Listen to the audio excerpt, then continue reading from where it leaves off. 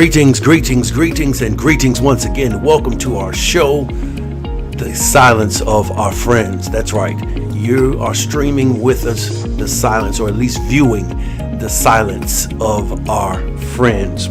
I want to give you some names, and I want to ask you what these names have in common. And I know I've referred to this in the two last shows, but it's going to be significant for our work tonight, and we have a lot of work cut out for us.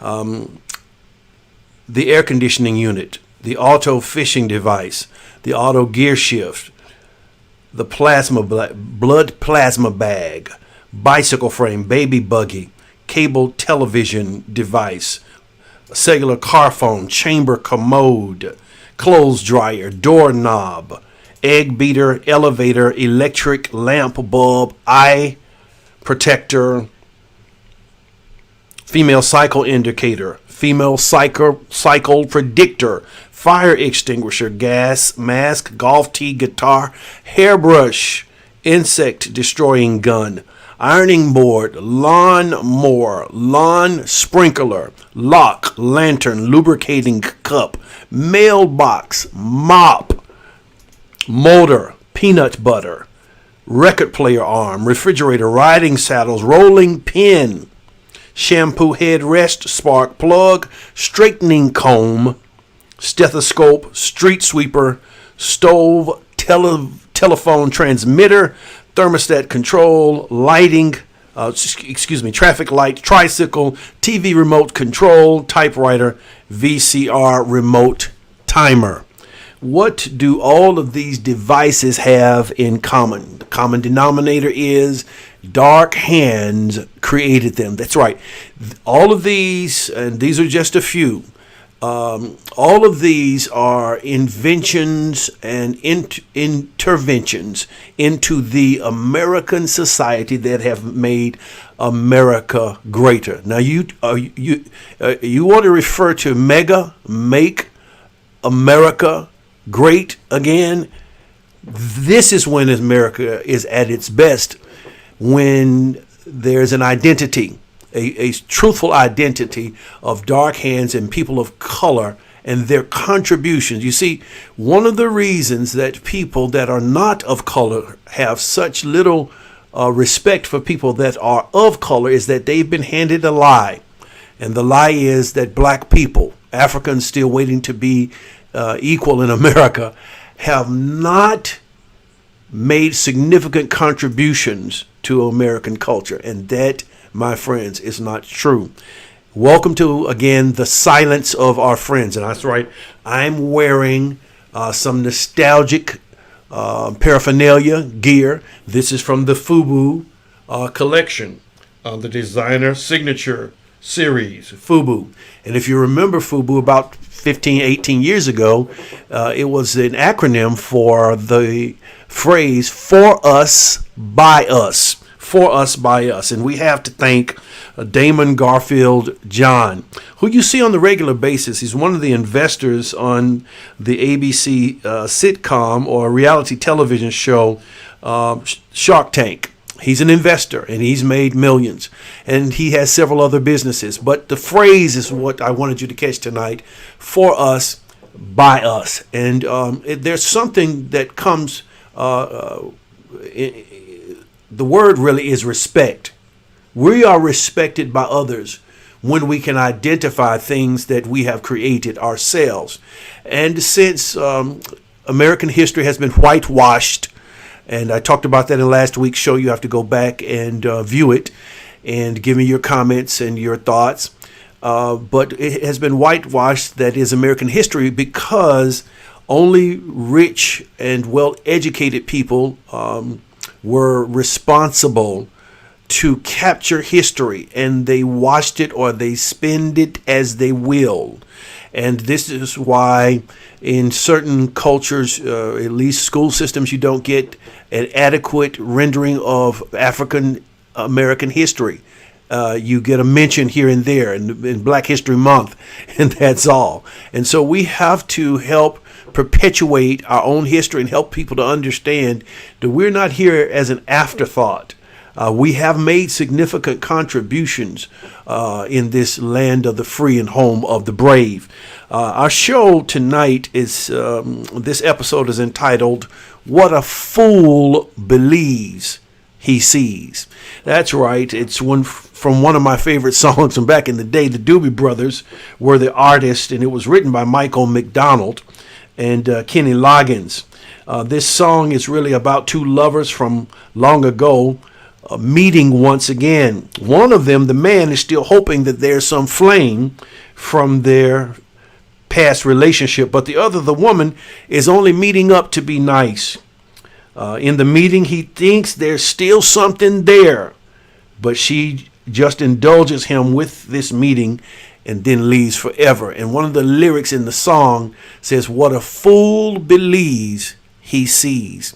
And I wanted to address some issues tonight to help us to understand that there are a lot of things that people who have been fools have believed, and they see it even though much of what they see is not actually correct. Let's go further. The point is, unless vision is corrected, people will only believe what they tell themselves or what they've been told is true. One of the reasons we can no longer be silent is that silence allows incorrect established belief systems to prevail. It becomes true, these belief systems becomes true to the person believing them until confronted and corrected with new data. As you can tell, I'm building the case tonight because I have some issues that we have to address. And please take an opportunity to subscribe to our channel, the YouTube channel, like and share. It's very important that you do that to help us to grow the channel. The belief system, that which is responsible for judgments, assessments, decision making, and value, that part of the cranium, that part of the cerebellum, the part of your thinking that is responsible for how you value, how one makes decisions, how one comes to conclusions, the data or the bevy of information used by which decisions are made is referred to in psychology as one's belief system. Now, the belief system is interesting. It is designed by God, in my view, our creator, to be stubborn, to be resilient. In that sense, once something is learned, it doesn't have to continually or repeatedly be relearned. That information doesn't have to be relearned or recaptured again because of the belief system and the way the subconscious works. And the belief system is a part of the subconscious mind. The belief system is established by four major factors. Number one, repetitive information. What are you hearing on a regular, repetitive basis? Whether it's true or not, what are you hearing on a consistent, ongoing basis? The belief system is also established by your experiences, one's exposures, thirdly, and then finally, influential others. If your mother held a specific place in your life and she passed down certain information to you, or your father or your family passes down certain information, it creates the belief system.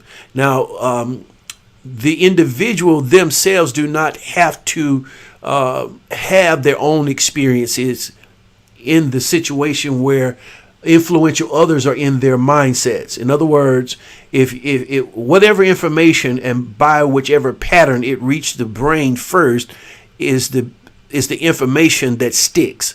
So if you had, let's just say you're from a white family and you had segregationist thinking spewed into your mindset, even if you meet some black people, let's just say, or Latinos, or Hispanic persons, and you have different experiences in your mind, embedded in your mind is that first information. And that first information is that which your influential others passed on to you. And so it becomes important that we are not silent, that we cannot be silent, because that silence is dangerous. If you want to refer to the Bible, the Apostle Paul had to confront Peter out of a racial issue. It's over in the book of Galatians, chapter 2. Didn't come to preach tonight, but it's there. Jesus had to deal with the woman at the well in St. John chapter 4. And the first part of their meeting was a racial issue. She said, "You are a Jew and I'm a Samaritan, and we have no dealings with each other." And there are many other instances. And then the church cannot be silent. It was John the Baptist who spoke out truth to power against Herod, who was the then king. And there were several kings named Herod, but this particular king Herod, John the Baptist, was beheaded because he said to him, "It is not right for you to have your brother's wife." And it was from that particular perspective, the church, if you will, a religious being or spiritual being, John the Baptist, addressed a political official because he was wrong. So we have indications in the Bible, and this is why I love the Bible, because it is broad enough to substantiate itself, and it even shows the misgivings of humans not in their best light. And so with that said, Dr. King has said to us before and made famous the statement that there's nothing in the world more dangerous than sincere ignorance and or conscientious stupidity. I think for tonight at least, let me borrow that as a lens and say that everyone, and I don't want to paint with a broad brush, but just for our show tonight, this particular episode, people generally, in my view, fall in one of these two categories. They're either sincerely ignorant or conscientiously stupid. Or they have the right perspective. So maybe there's a third category. Sincere ignorance to me is that person who has been handed off several idioms or ideologies that are not necessarily correct. And in their ignorance, in the root of the word ignorance is the word ignore.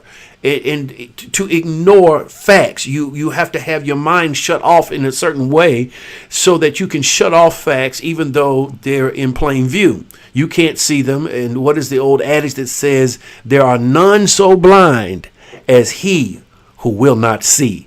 It's right there in front of you, but you can't see it because of this pericope of information that has been handed down to you, whether being true or not true. And so in our quest to no longer be silent, if we've ever been silent at all, one of the reasons for that is it is because of a vocal stance that is taken to propagate the side of right.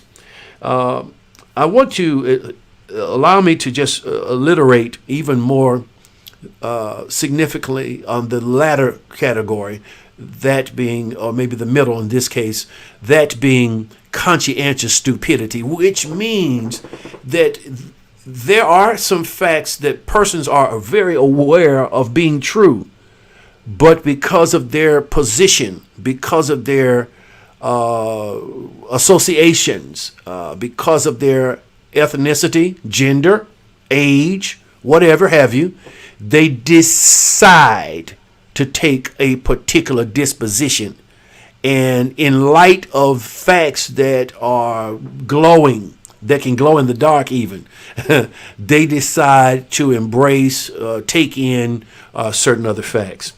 Dr. King once also said, at some point, silence becomes betrayal. At some point, silence becomes betrayal. So it is important to be no longer silent on issues of unfairness, injustice, racism, and the like. Now, remember, I've told you before, and I like to refer to this again. I once had a kidney stone, which was an experience I wouldn't wish on anyone. For 24 to 48 hours, my body had no peace, no rest.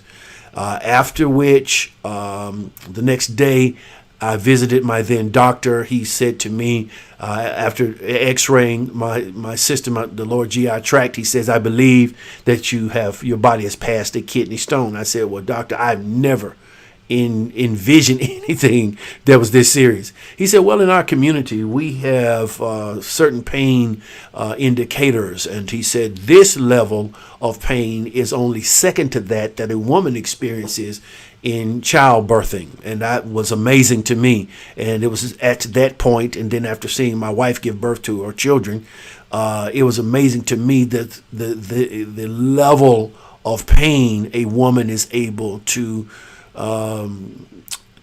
endure. That kidney stone was amazing to me. But I'm saying to you, if a person has never had a kidney stone, you never had that experience, the best thing you can do is, when that subject of conversation comes up, is listen and learn. Do not try to comment on things of which you have had no experience. If you do not understand what it means to be black, you don't understand slavery in America, black slavery. If you don't understand shopping while black, being profiled while black, driving while black, jogging while black, attempting to get a job while black, complete an education while black, purchase a home in a valued community while black. If you've never experienced that this is not something that you should be speaking on. To speak on something that you have not had an experience is called pride. And I'm going to cover it tonight. Hopefully there are some ministers that this it just bypasses my brain how you can think because you are proficient in the Word of God that gives you a right to address racial issues of which you have no experience and no idea of the depth of ruin and the impact of such experiences. According to a CNN article dated February 2nd, 2019, the author being Lauren Kent, European settlers, white settlers killed, and you just get ready for this now, 66 million Native Americans over 100 years in South, Central, and North America through wars and disease. And so this is amazing. And then in another study, and I want you to just hold on to this information, in another study, it was revealed by researchers that over 300,000 black slaves were imported into the U.S. or the United States beginning circa or approximately 1619. So now, to the point, you had America that was hijacked, commandeered by white settlers from Europe, from Britain. And then these white settlers, after some time, went to another continent. So they've stolen one continent from the Native Americans, and then they go to another continent to bring slaves to help them work and develop the land because the work was too rigorous. And in so doing, I think the Lord said to me the other night, he said, George, consider this. With the kind of inventions that I opened the show with tonight that were created by people of color at a time when most could not gain patents because of their lack of education in that sense, their not being empowered financially and fiscally enough to purchase the patents. And so, in some respects, the white masters, quote, end quote, in some senses, stole the ideas and had them patented.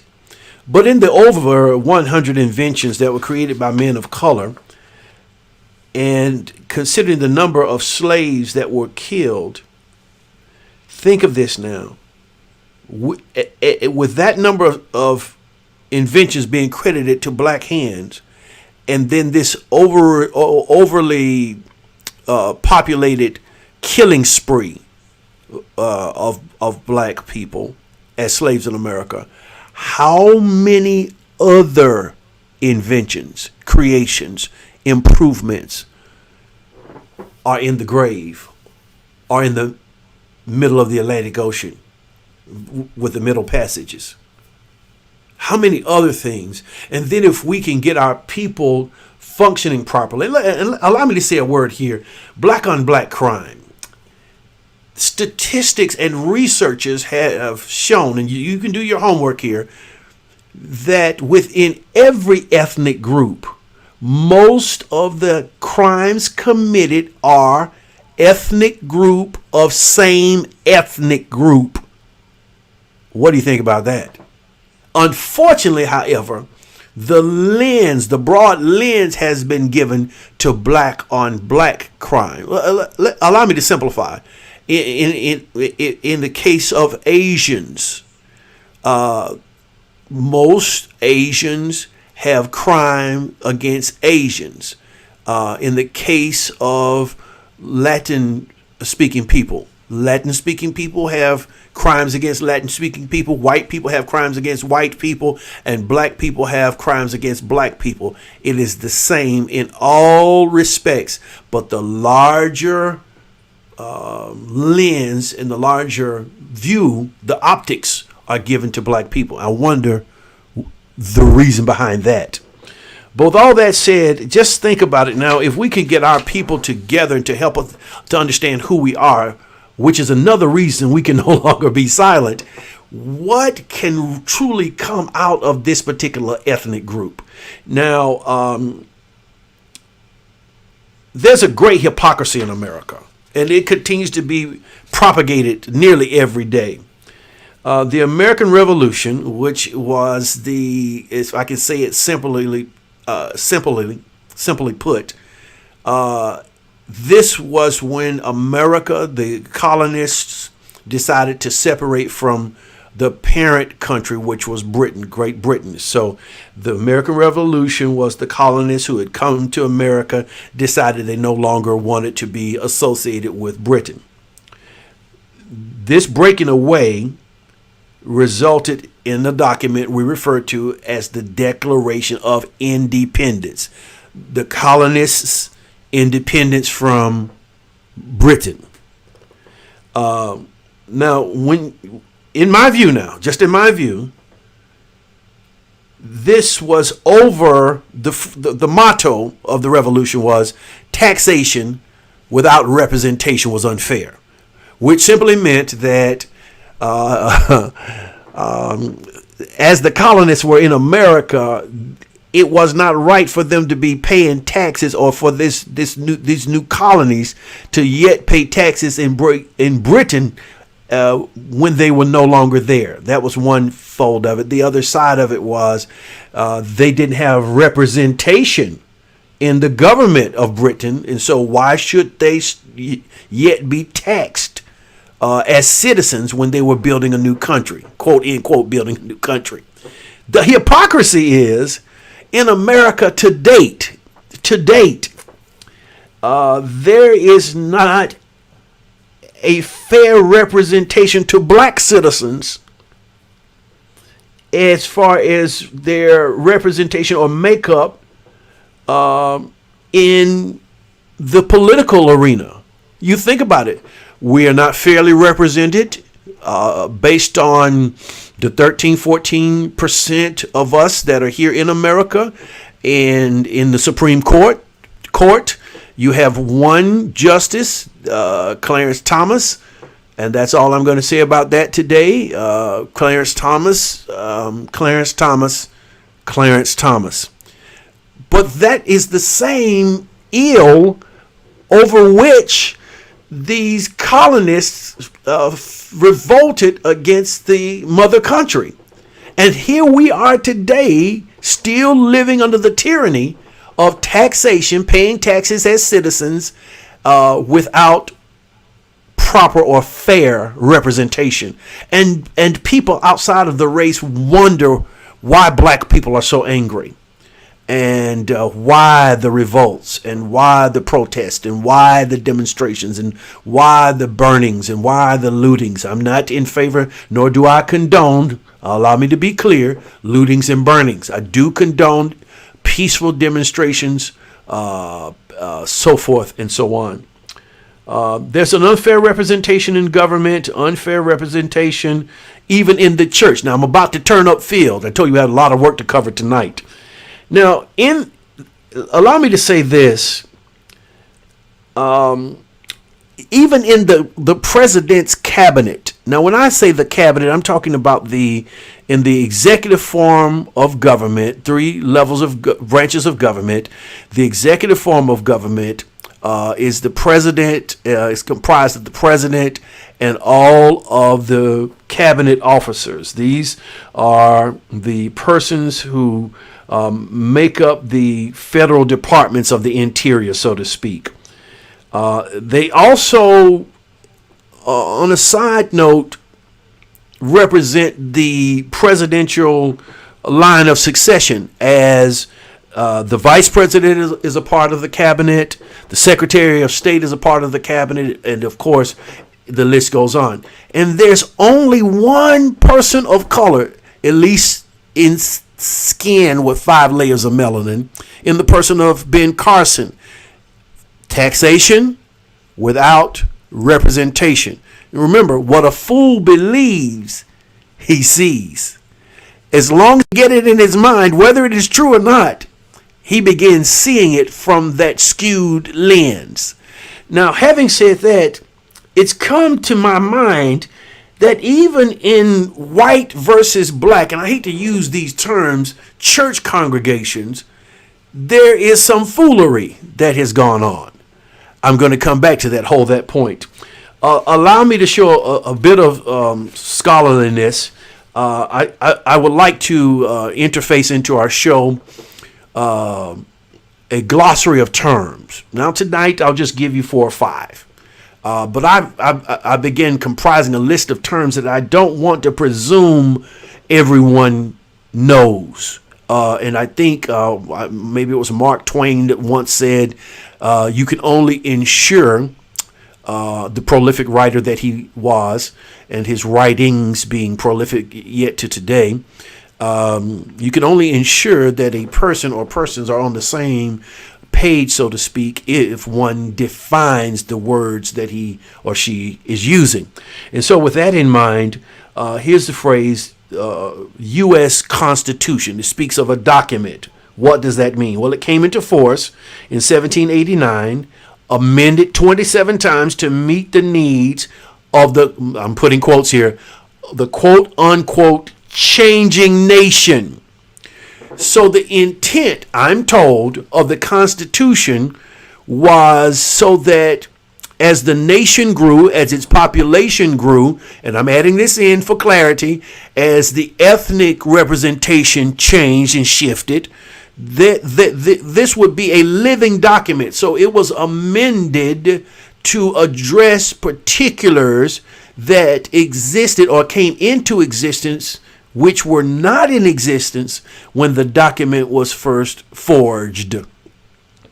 The supreme law of the U.S. is another way of saying the U.S. Constitution. It's the supreme law by which the country should be governed. Stay with me. Now, this is going to sound a little boring, but it is leading us somewhere.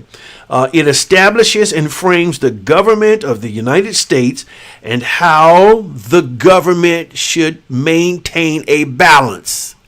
Have you ever noticed that Lady Justice is blindfolded? You know, when you see the scales of justice that represent the legal community, Lady Justice has a blindfold, and it is said that she often peeks between or beneath the blindfold. The justice is supposed to be blind. It is not supposed to be representative of color, ethnicity, gender, age, so forth and so on. But in America, justice, Justice, could be better spelled Just, one word, U.S., just us. And I'm ashamed to say and regretfully have to say that the us being spoken of here is definitely not black people. Justice. It is the supreme law of the United States. It establishes and frames the government of the U.S. and how it should balance itself in the hopes of preserving justice. Justice. The second word I want to introduce to us tonight is the word preamble. Preamble. Preamble. And it's implied the preamble to the U.S. or United States Constitution. It begins with the phrase, and you've heard it before, we the people of the United States, and I'll give it to you, in order to form a more perfect union, establish justice. First of all, you have to ask yourself the question, who are we the people? Allow me to just say this while I'm here, and I'm already in trouble with this show. But the Constitution, the Bill of Rights, the preamble, the amendments to the Constitution, all of which are working perfectly, hear me, are working perfectly for those for whom it was designed. This is the reason we need fair representation in the legal community. Because when the Constitution was designed, it was not intended to give rights to people of color. They were not a consideration. That demographic did not exist in the minds, because the framers of the Constitution, hold on to this, were slave owners themselves. I think, if my history serves me correct, without exception, all the way to the first president of these United States. When they were framing the Constitution, they had slaves at home. And you know what white masters did with female black slaves. And you know what they did with black slaves. Now, I'm just talking about the truth that history documents. And again, if history is not known, it is repeated often. And so we have to take the time to fiber by fiber investigate, how did we as a country arrive at this place? Let's go on with our definition, our glossary of terms. The Bill of Rights, the preamble. We the people, ? Who are the we's? Of the United States, in order to form a more perfect union, establish justice, ensure domestic tranquility, provide the common defense, promote the general welfare, and secure the blessings of liberty to ourselves and our posterity. Do ordain and establish this Constitution for the United States. It's working perfectly for them, for those for whom it was designed. Keep in mind, this is a brief introductory statement, the preamble, a brief introductory statement to the Constitution. So the Constitution was prefaced by this statement. It was designed to give a better understanding of the whole document called the U.S. Constitution, its purposes and principles. Then let's get to this next one, Bill of Rights. What does that mean? Well, the first 10 amendments to the Constitution, adding to the Constitution specific guarantees of personal freedoms and rights, clear limitations, please hear this part, clear limitations of the government's power, I call it reach, its limits, and spells out the difference between the federal government's power and that of states and individuals, including the following liberties. These are all listed in the Bill of Rights: the freedom of religion, freedom of the press, freedom of speech, so forth and so on. What is this next phrase? Amendments, amendments, and I'm referring to the Constitution. As the Constitution was intended to be a living document that grows and changes with the forward movement of society. Well, we see that didn't work out too well for us in the U.S. Here's another word: segregation. segregation. Segregation is the practice of requiring separate, hear this, housing, education, and other service thought to be normal from people of color. Now, this was made a law. Segregation was a law in the 18th and 19th centuries in America. Now, again, that's in the 17 and 1800s. It was a law for black people, people not of color, to be segregated from basic rights from their white counterparts in the majority. Colonialism is another word I will have you know. Colonialism, the policy or practice of acquiring full or partial political control over another country, occupying it with settlers, and exploiting it economically. That's what those 13 or 14, whatever have you, British colonists had in mind from the inception of this country, to come and colonize America from its owners, the Native Americans.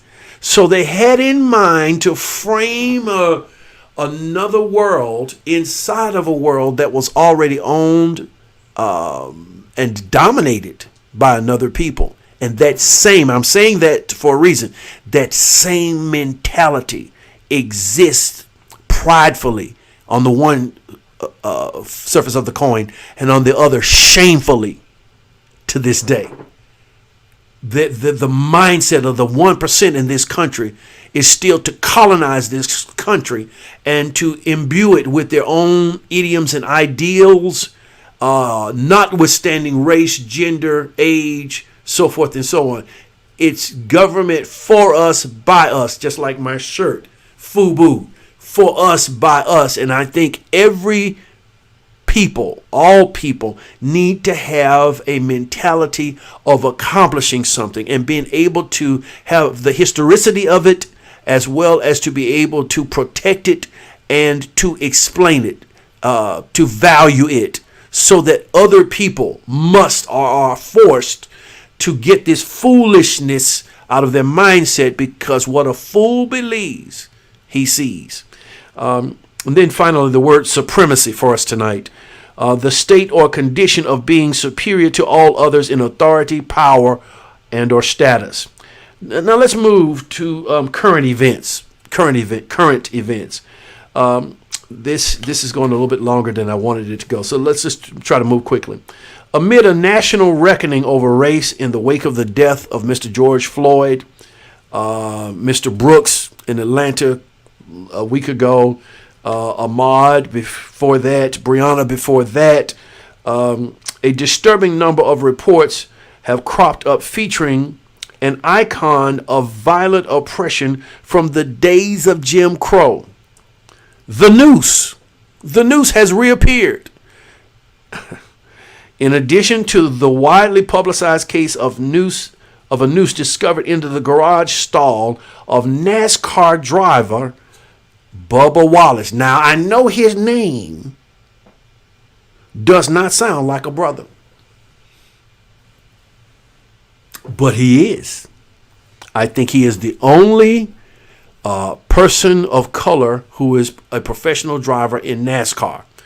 Now, no one wants to hear me say this, but it has been perceived forever in a day, about that long, that NASCAR belongs to Confederate whites, and they are upset. I can tell you stories about Talladega in this state of Alabama, but this is just this weekend.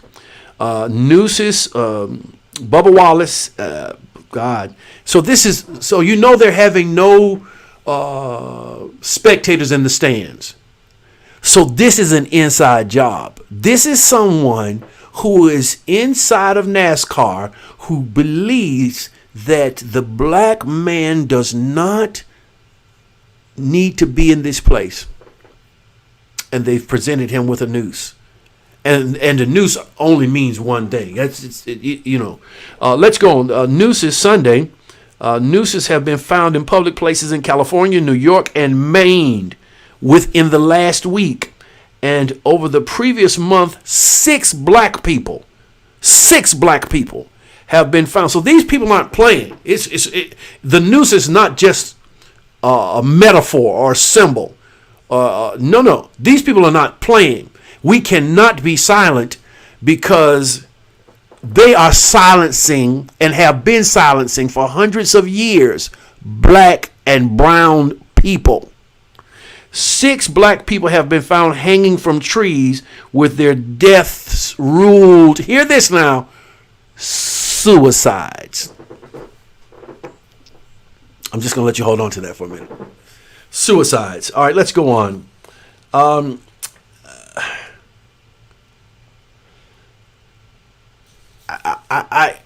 I said this on a live I did for our ministry last Friday, and you have to go to the ministry pages to pick that up. But there's this acronym, BLM, that's swept the globe. BLM, Black Lives Matter. And someone wants to water it down and says, yes, all lives matter. I agree. All lives matter. But as the old adage says, if you have 10 houses on a block and only the black house is on fire, when the fire department comes, they're not going to try to extinguish fires on all houses. All the homes matter, but the home that's on fire gets the water. And this ethnic group, this demographic has been on fire for 400 years. And I mean every metaphor that I'm presenting here. But in the wake of BLM, I have an antidote to Black Lives Matter. BLM. Here's mine. BTM. Black Tithes Matter. Because I've seen here lately, some very well-known Republican, mind you, evangelical, mind you, white brothers who have attempted to speak about a kidney stone called the Black Experience in America when they have never had that experience. Remember, I told you in the early part of the show, if you've never experienced a kidney stone, the best you can do is when that subject comes up, listen and learn. Put someone in front of the camera. Have some consultations from someone who has that experience. Now, in the case, even in my home area here, there is this case of the okey doke that is attempted to be played on people of color that is just, it incenses me with the disrespect that people not of color sometimes have for people of color. They think that because your skin is brown or black or any derivative therewith, it limits your brain power and capacity to think. I told you, you come from a people, black people come from a people who are inventors and creators. It should say to people they are thinking people when all other factors are equal. But what a fool believes, he begins to see. Black Tithes Matter. I've seen people come out and attempt to reject racism, but as they keep talking, their heart comes out in their words. And the only reason probably they're addressing this at all is not because Black Lives Matter, but Black Tithes Matter. We've had a pastor from Ohio. I won't call his name. I did call it Friday. I don't think I'm going to call it here. So racism is not absent in the church, but it is prolific, alive, and doing well. Well, maybe even more in the church than in the other arenas of worldly existence. This pastor has fed and clothed people. He's had a burden for the Africans in Sudan for years. But on June 17th, he released a 2-minute video, and he directed in part of his comments to the black community. Now, his church is racially mixed, and black people are in there. I would say, this is the unsubstantiated numbers, but probably 40-50%, if not more. There's a reason for that. But anyway, he directed his comments to the black community, speaking out against the sin of slavery in stronger terms, describing it as an egregious, heinous, quote, and I'm quoting, despicable sin that grieves his heart and the heart of God. Doing well, Pastor. And saying that he would never attempt to defend the indefensible atrocities, doing good, Pastor, inflicted upon people of color by our founders and generations after them. You're doing good, Pastor. Stop there. But he did not. He did not walk back his erroneous statements in the video because, and he only came out, I shouldn't say only, but sometimes people that are not of color come out because black ties matter. And they want to try to make sure that black people who have been brought into their environments, not making decisions, not fairly represented, but only on the entertainment side of ministries, but they want to maintain the black tithe because black tithes matter. He had a previous message titled, ironically, we have a responsibility to be silent no more. A time to speak race in America. This pastor, whose name I will not call, who leads a multiracial congregation, addresses his black, Asian, Arab, Hispanic, Arab, Hispanic, and even, and I'm quoting now, my white brothers and sisters, quote, end quote, to, quote, end quote, hear the heart of God and to be done with bitterness and hate. Well, wait a minute. Don't try to address a kidney stone if you've never had one. If you're from the deep hills of Kentucky, your talking will continue to portray what's really in your heart. And I don't want to be judgmental, nor do I wish to be painted with a broad brush, but there are certain things that people have brought to the table covertly that only their speech brings out. And these things have to be addressed in a way that creates learning, creates conversation, creates dialogue so things can change. He goes on further. He says, we live in a great land. Let me shout it out before you respond to me. It was founded by people just like you, not like me. See, if you keep talking about a kidney stone and you never had one, the truth is going to come out. It's going to tell on itself. He goes on to say flawed people, just like you, flawed people. Well, I am flawed, so I get that, but just not just like me in the ethnic sense. But those framers framed the liberties that every one of us enjoy today. Question mark, question mark, question mark. If you hate America, please give me your alternative. I don't hate America. I hate racism in America. I hate prejudice in America, but not America. Don't hate our founders. That's a lie. Don't discard their legacy. I'm quoting. Well, I'm quoting, continuing to quote, they had slaves. He's referring to the founding fathers. They had slaves. And he's quoting, I'm quoting him here. Every one of them freed their slaves, either during their life or upon their death. And we fought a civil war. This is almost laughable. I'm having to try to suppress my laughter. Our nation has been washed in the blood of the bloodiest war ever fought. We could stand here today and speak out against a curse. Maybe I would call it a birth defect in America. What a fool believes, he sees. What about the countless babies that were thrown in the Atlantic Ocean, the countless black lives that were thrown in the countless black lives that were discarded in the Atlantic Ocean. What about the thousands, tens of thousands that were chained in the bottom of ships being brought from Africa to America? What about them being sold, the families that were torn apart? What about men that were split in the hopes of discipline? What about the number that were hung, men and women both? What about the lashes? You calling this the birth pains of America?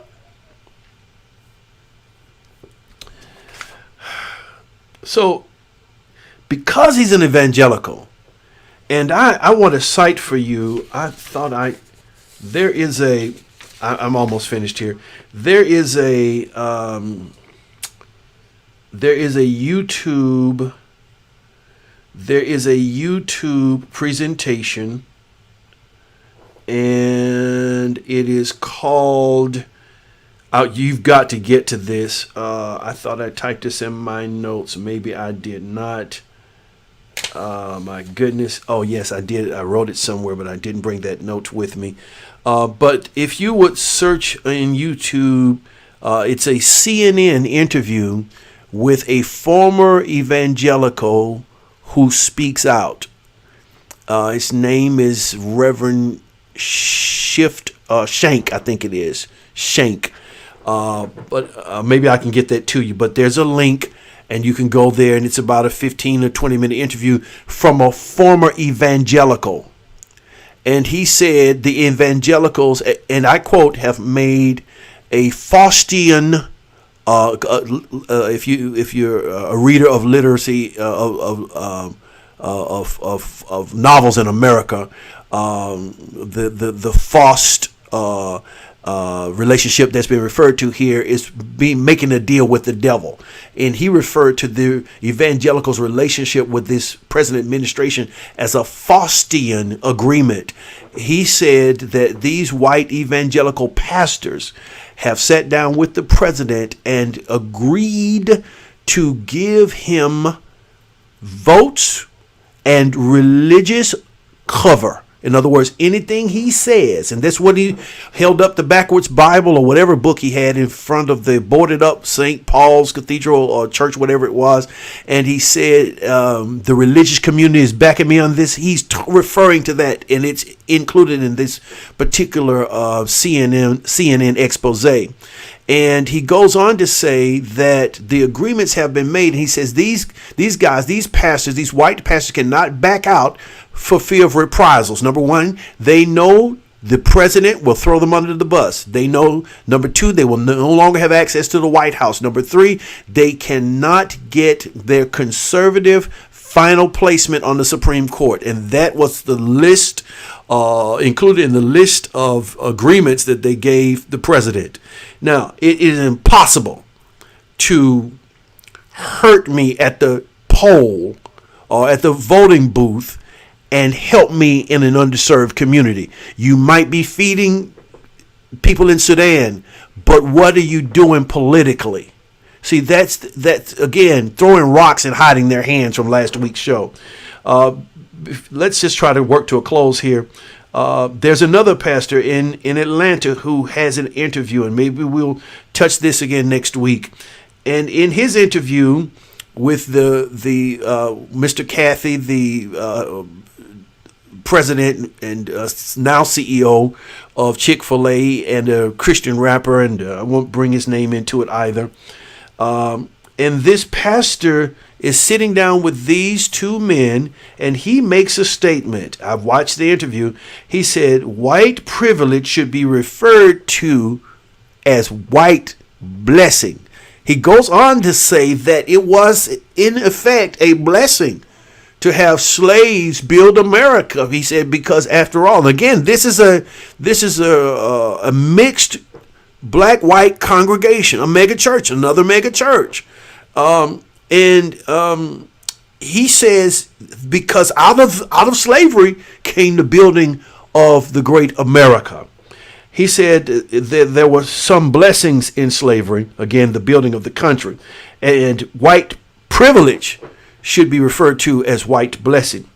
And I would only like to ask these men and other evangelicals and other pro-present administration persons, I would only like to ask them one question and see them put on a polygraph machine to ensure they're telling the truth.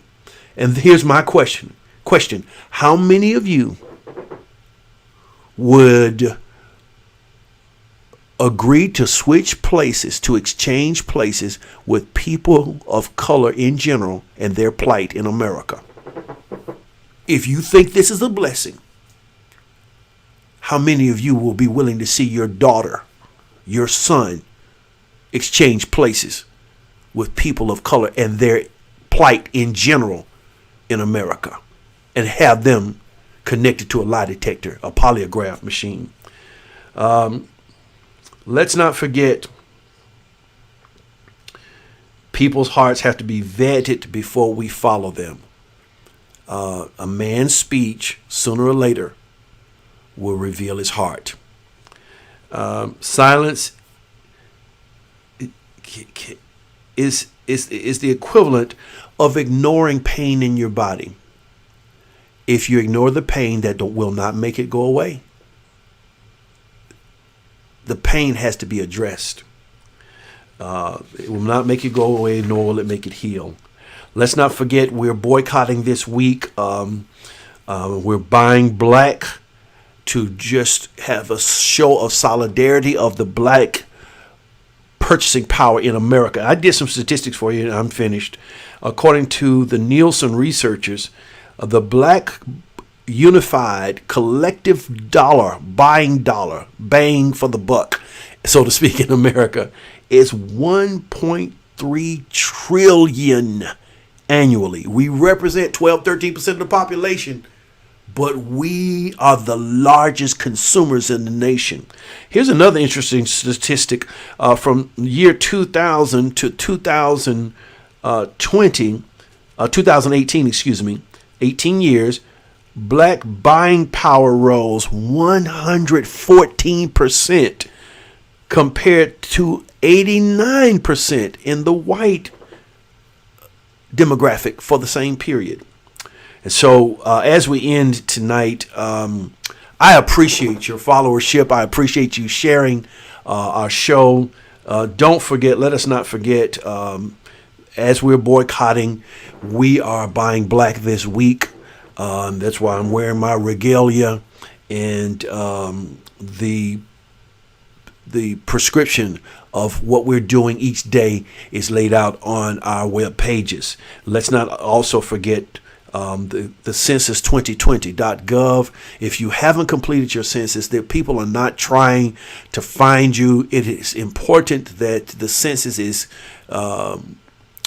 created and completed, better yet, so that federal funds can come into largely underserved communities. That's how the federal money is appropriated, by way of the census. And so I'm asking you, if you haven't done that, go to census2020.gov. And I'm bringing the show to an end. I thank you for your time. And until next week, remember, we can no longer be silent. Blessings, peace, and prosperity.